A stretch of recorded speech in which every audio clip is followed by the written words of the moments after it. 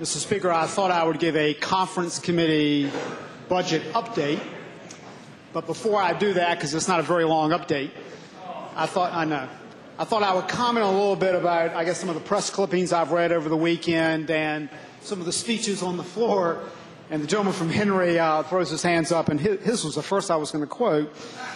But he was quoting the Richmond Times-Dispatch, where he says you cannot rob schools, police, and the mentally challenged to pay for roads.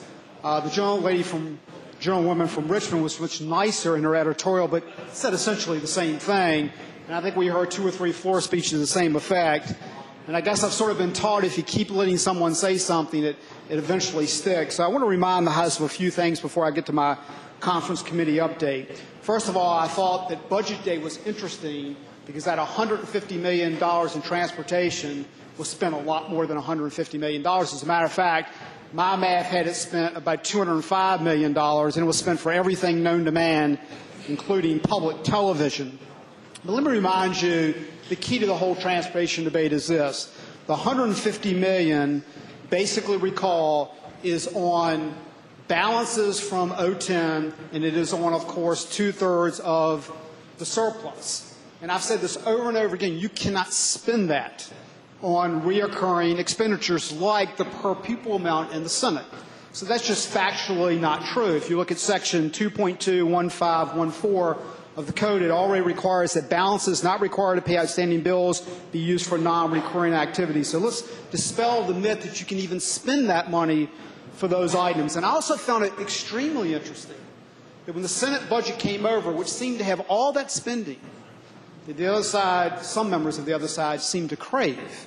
And it really didn't, whether it be K-12 or health or brownfields or any other item, no one voted for it, which I thought was very interesting. I was trying to think, well, why was that? Maybe it was because, as Delegate Landis pointed out, that there was $4.6 million for non-state agency earmarks. And I was really interested in how they did that, because obviously the Attorney General says you can't do that. It was very creative. They actually ran the funding for example, the Virginia Sports Hall of Fame through the city of Portsmouth. So that's how you sort of get around that ruling. There's funding for the Hilton Performing Arts Center. Let me point out also, I think, a reason why that bill got no votes. It has $633 million in additional state debt, to include, of course, the great Taj Mahal, which I think was so well put by the gentleman from Shenandoah. You just cannot justify.